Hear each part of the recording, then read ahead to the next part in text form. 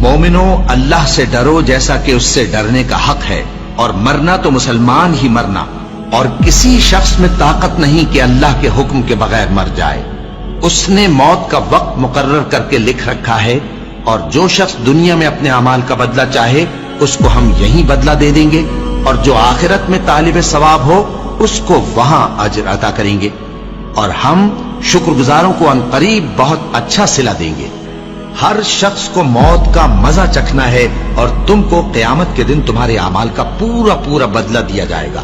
تو جو شخص دوزخ سے دور رکھا گیا اور بہشت میں داخل کیا گیا وہ مراد کو پہنچ گیا، اور دنیا کی زندگی تو دھوکے کا سامان ہے۔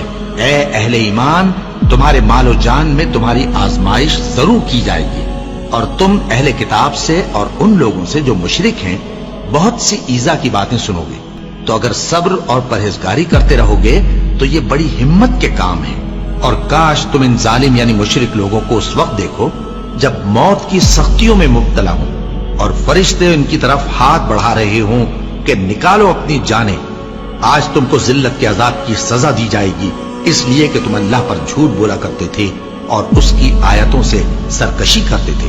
اور جیسا ہم نے تم لوگوں کو پہلی بار پیدا کیا تھا ایسا ہی آج اکیلے اکیلے تم ہمارے پاس آ گئے، اور جو مال و متاع ہم نے تمہیں عطا فرمایا تھا وہ سب اپنی پیٹھ پیچھے چھوڑ آئے، اور ہم تمہارے ساتھ تمہارے سفارشیوں کو بھی نہیں دیکھتے جن کی نسبت تم خیال کرتے تھے کہ وہ تمہارے سفارشی اور ہمارے شریک ہیں۔ آج تمہارے آپس کے سب تعلقات منقطع ہو گئے، اور جو دعوے تم کیا کرتے تھے سب جاتے رہے۔ ان فرشتوں کی قسم جو ڈوب کر کافروں کی جان کھینچ لیتے ہیں، اور ان کی جو مومنوں کی جان آسانی سے نکالتے ہیں۔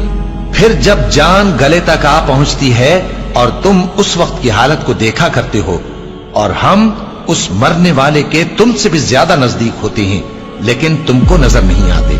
بس اگر تم کسی کے بس میں نہیں ہو تو اگر سچے ہو تو تم جان کو لوٹا کیوں نہیں لیتے؟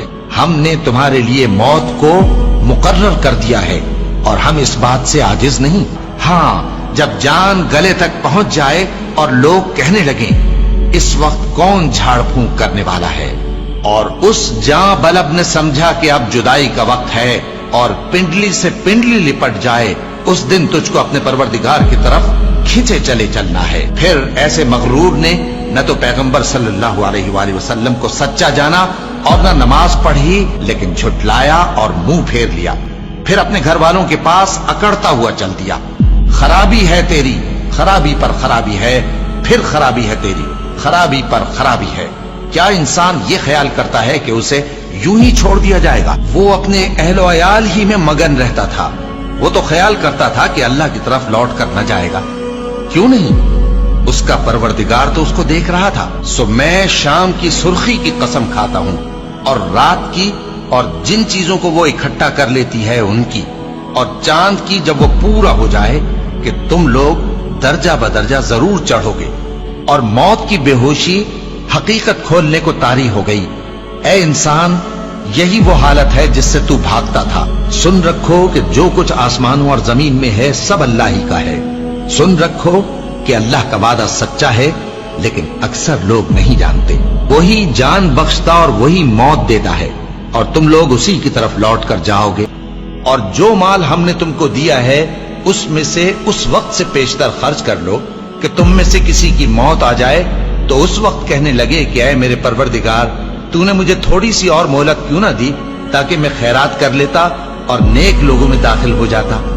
اور جب کسی کی موت آ جاتی ہے تو اللہ اس کو ہرگز مہلت نہیں دیتا، اور جو کچھ تم کرتے ہو اللہ اس سے خبردار ہے۔ اے اطمینان والی جان، اپنے پروردگار کی طرف لوٹ چل، تو اس سے راضی، وہ تجھ سے راضی۔